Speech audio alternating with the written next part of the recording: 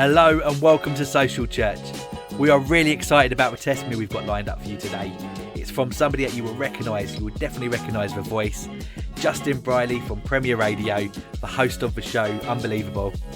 Really excited to hear how he became a Christian and hear what God's been doing in his life. Over to you, Justin. Hello, I'm Justin Brierley and this is my testimony. So I grew up in a Christian family. My parents were actually both converted themselves at university. They were both at Oxford University and both became Christians there. So in a way, I was really blessed, along with my sisters, to sort of have faith around in my life from an early age. Though, of course, when you're young, inevitably the faith you have is sort of something somewhat inherited from your parents, I suppose. So I wouldn't say that I really owned that faith for myself till I was about age of 15. We went to church every Sunday. I had friends and a youth group and so on. But up to that point, it had really been something that I sort of believed, but hadn't really taken a real root in myself in a real way. I went to church essentially because my parents went to church, I suppose. I was sort of, fairly intelligent young guy. I liked reading. I sort of was interested in arts and literature, and I loved acting and drama. Still do. And it was the turning point for me came actually at a church youth camp. I was blessed to have a really great church youth pastor who was a great guy, still is. And in the church I was attending, we had a really kind of committed group of young people that I started to really get along well with.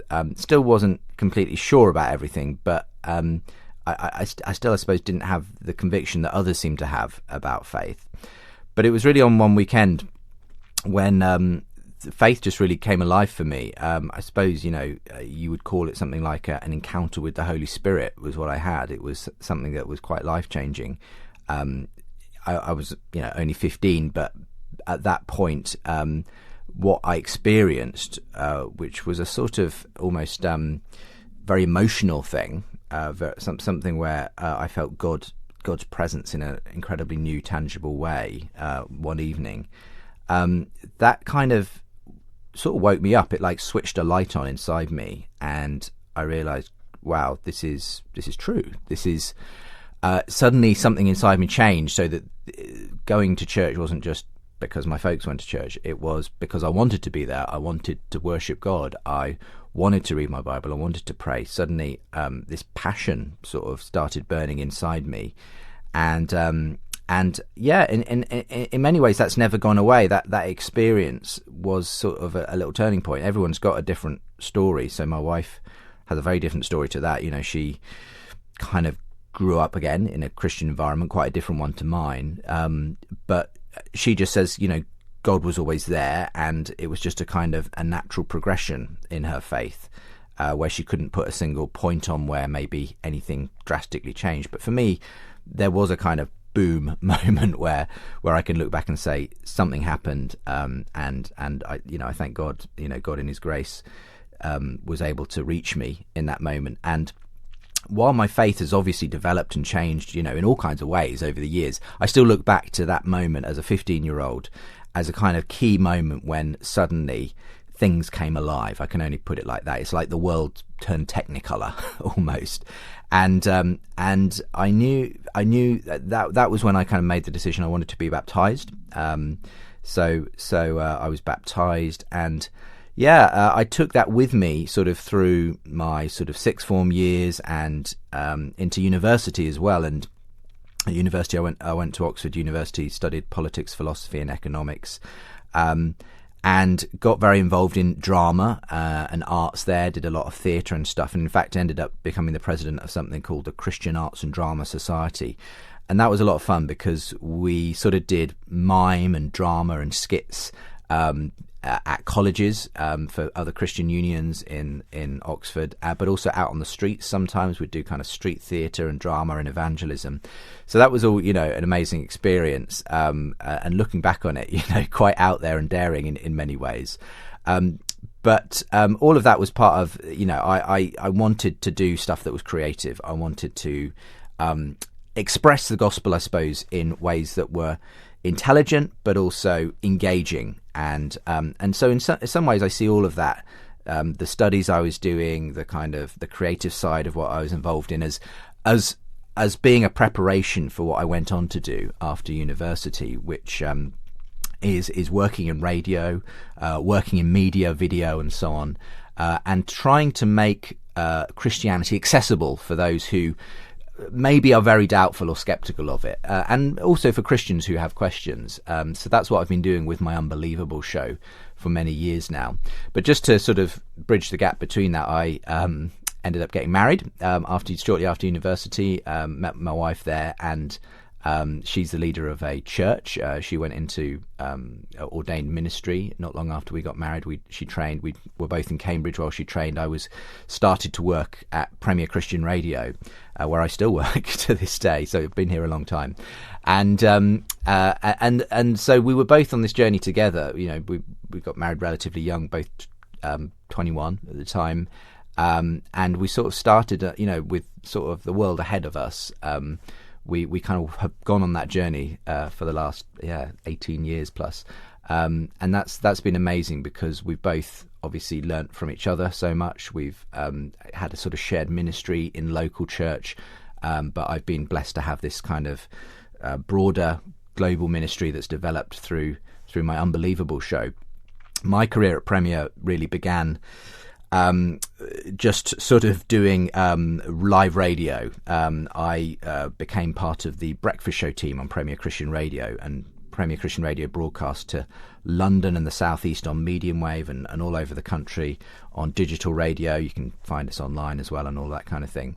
And essentially it's about resourcing Christians, talking to Christians, encouraging them with Bible teaching, music and interviews and so on, which is all great. And I really, learned the art of radio broadcasting during those early years at the station. Really enjoyed everything that I was able to do with that.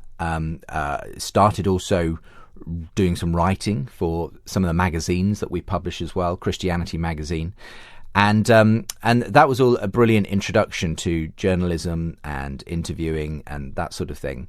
A few years in, though, I went to the managing director and said, I'd really love to start a show of my own, and wouldn't it be great? We do a great job talking to Christians about Christian things and kind of encouraging them to go and share their faith with others. But I'd love to create a space in our radio schedule where we actually have non-Christians on and speak to non-Christians and kind of model for the Christians listening what that looks like. How to have a good conversation, how to, defend the faith and, talk about Jesus and about the Bible in ways that people will understand. So it was a bit of an experiment, and we decided to call it Unbelievable with a question mark. And that was how the show was born back in late 2005. Just me sitting down with an Anglican priest and his atheist neighbour to talk about faith. And it's gone from there, really. We started interviewing. It was always a Christian joining me and someone of another faith or no faith. So we would have Muslims in, and Hindus and New Agers and agnostics and atheists. We also occasionally began to do the odd inter-Christian debate, two Christians with different ideas on something like creation and evolution or hell or something like that, where we'd have kind of a theological discussion. But broadly speaking, I always would try to keep the show about having that Christian non-Christian dialogue, and and it started to be popular. It was live initially. We would get people calling in as well as having the guests in the studio, but we kind of within about 6 or 8 months went to a pre-recorded format which meant that I would still have listener feedback, which came in by email and such, but I would actually have a bit more of a chance to drill into the subjects with just the 2 guests who joined me. And that was around the time we started podcasting the show as well. Podcasting back then was, relatively new technology. Being able to upload your audio, and people could download it at their leisure wherever they were on their smartphone or computer or whatever. So in a way, we were fortunate to kind of be in the early sort of bandwagon for podcasting, And I noticed increasingly as over the next couple of years that we seem to be getting just as much response from the podcast as we would from the radio show. And indeed, that actually came to actually being the much larger section of the listening in due course.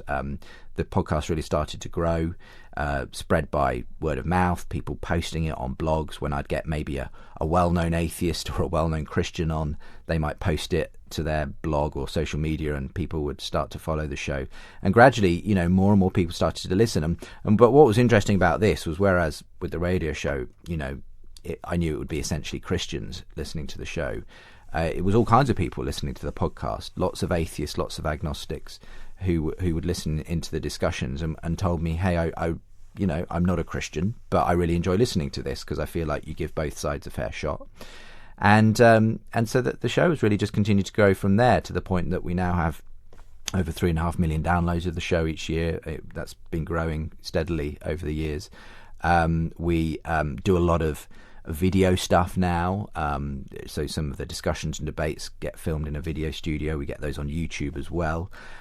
We started to run a conference which was specifically aimed at helping Christians to think through and defend their faith. We'd get international sort of Christian thinkers and speakers from all over the world to come to London for a day, and that's been going for several years. And we've in fact just started branching out now with running a similar conference in the USA. And we would do live events, live discussion debate events, which are always interesting when, it's one thing to do it in a studio, which is always good because you kind of have the intimacy of just feeling like a small conversation. But when you put it on a stage with maybe a few hundred people, that's always fun as well. Creates a different kind of dynamic. And I also ended up writing a book. That's a fairly recent thing. Came out in 2017, which was I started writing it about the 10-year mark of having done the show for 10 years, which seemed like a good point to sort of say, well, what are some of the lessons I've learned after 10 years of essentially talking with atheists, week in, week out. The vast majority of the shows I've done have tended to be with atheists alongside the Christian joining me. And so that was really my case for faith.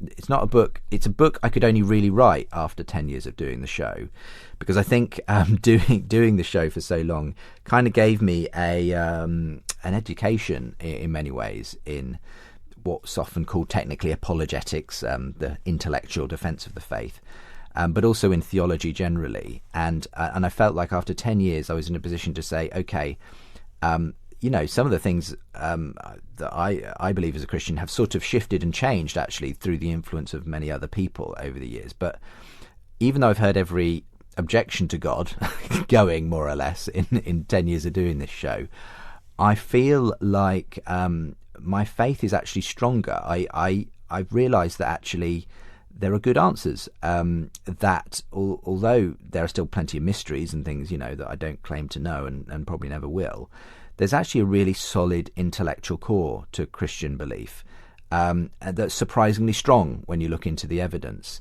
And also, interestingly, when you look at the other worldviews out there, whether it be Islam, other religions, or indeed atheism, you begin to see actually there are some pretty big deficiencies in those. And so I wrote a book basically, essentially trying to say, come with me on this journey. This is why I started the show. And here's the conversations I've had, here's the objections I've heard, and here's why I think actually Christianity still makes extraordinary, compelling intellectual sense. And so it's a book very much written for people who are doubters, skeptics, seekers, Christians who maybe want to have some of that kind of input in their lives. But it's very much trying to still maintain the ethos of the show, which is trying to encourage genuine dialogue, not simply tell people what to believe, but be willing to hear both sides of a story and allow people to make up their own mind. But obviously, in the course of that, I tell people what I've made my mind up about, and that is that I do think Christianity makes best sense of the world. It is a kind of way of looking at the world which makes a great deal of sense. And along that journey, I've been hugely privileged to see many people who say that listening to Unbelievable has over many years has been part of their journey to faith, maybe from agnosticism or atheism, and obviously that's a great joy to me when I hear that, because I'm an evangelist at heart, I suppose, and I always have been since that 15-year-old encounter, as a young man, and so I want people, inevitably to to find what I found and a living faith in Christ. I think the danger always with apologetics, which is the area I specialise in, if you like, is that it can become academic. It can become just about ideas and arguments, and the great danger is that you sort of prioritise that over the experience of knowing God. And I would always want to say it's about both. It's about inviting people to understand with the head, but to experience it with the heart as well. And my hope is that people will maybe who have maybe never really heard the intellectual case for Christianity, by listening to the show, reading the book, or whatever, will do that. That will help them in that area. But I would never want that to replace what ultimately we're called to, which is a living relationship with Jesus Christ. And so that's always been very encouraging when I've heard of people who have gone on that journey. Equally, I get emails from people who say, I'm not a Christian and your show hasn't convinced me, or even people who say, I was a Christian and I've gone away from the faith and your show hasn't convinced me to come back. The fact is, there's people on all kinds of paths and journeys, and I know that my show is only one small part of anybody's story. And frankly, there's some people who are going to be walking in one direction and the show helps them, and people walking in another direction and it doesn't. Whatever. In the end, I'm satisfied to leave that to God. Everyone's got different reasons for why they do or don't accept something. I'm just trying to faithfully sort of try and do what I think God has called me to do, which is to create this platform, this somewhat unique space for that dialogue to take place, for people who need that kind of journey to go on, to be able to feel like they can ask tough questions and hear those kinds of conversations that you might not often get to hear maybe in church or in any other space, really. And so that's been a great blessing. And we're hoping to, as things continue, to see that grow and to continue to be able to draw more people in. And it has been an exciting year of growth over the last year for the show. We've been able to do more and more, as I say, in video format. We were able to do a special series called The Big Conversation with some very well-known names in the Christian and atheist world. That's kind of brought the show to a whole new segment of people who have found it and are now starting to enjoy the back catalogue and what we do on a regular basis. And I find myself, in the very blessed position of being able to engage with all kinds of people, both in person through the show, through email, on a regular basis, and social media and wherever. People from across the spectrum, and I just see it all as a gift of God, really, that I've been given this opportunity to have a regular way of engaging with people, so many people now, through the show and the platform that the show has given me. So that's my testimony. That's where I stand now, having had over 10 years of conversations with atheists, in the position where I'm not claiming to know it all, but realizing there's a really strong foundation to this faith, and that it's worth putting your trust in. Jesus is worth trusting, and that would be the way I'd want to end. What I'm saying today really is just, I've experienced that when you trust Jesus, Jesus is faithful. I don't think there's any magic formula necessarily to becoming a Christian. The simplest definition I can say is that it's about trusting and following Christ. That will be worked out in all kinds of ways for different people, but fundamentally it's about surrender. It's about saying, I've tried to live life my own way, but that way isn't working, and I accept that you call me to something different, something radically new. It's about looking into and understanding that Jesus is God, that he came to sort a major problem in our world, the problem of sin and death. And he did that through his life. He taught us how to connect with God, what it looks like to follow God. And through his death and resurrection, he paid the price for all of the wrongdoing. He took on the problem of sin and shame and evil. He conquered it. And then he rose again, and that gives us the promise of this new life with him. And essentially, he simply asks us to trust him, to follow him, and you can do that right away. You can simply say, "I want you, Jesus. I want to trust you. I want to follow you. I want to put my life in your hands. I want to live your life." die to my old life and live in your new life. Obviously, that's something, if that's a commitment anyone wants to make, it's something that's great to do in the company of other people. Jesus gave us something called the church, which is a family. It's the family of God, and it's the place where we grow together to be more like him. It's a often messy and imperfect thing. That's because it's made up of messy and imperfect people, but Jesus is at the center of it, and he calls his church to gather around him at the center and to follow him together. So, and it has changed me. It's changed so many people I know, and it has changed the world. So I can recommend nothing greater than to trust and to follow Jesus. How good is it to be hearing all of these testimonies? Praise God. Now it's your turn. Now it's your opportunity to let us know what Jesus has been doing in your life. We've made it really easy. Just go to the website www.wearesocialchurch.com. I've even put the link in the description below. Give us your details. We will be in touch to arrange for you to be interviewed over the phone so that you can let us know what Jesus has been doing in your life. You can also support us by making sure that you like and subscribe to our YouTube channel, and also follow us on all of our social media accounts. Again, they're all in the description below. Thank you so much for your support. Can't wait for the next testimony. See you soon.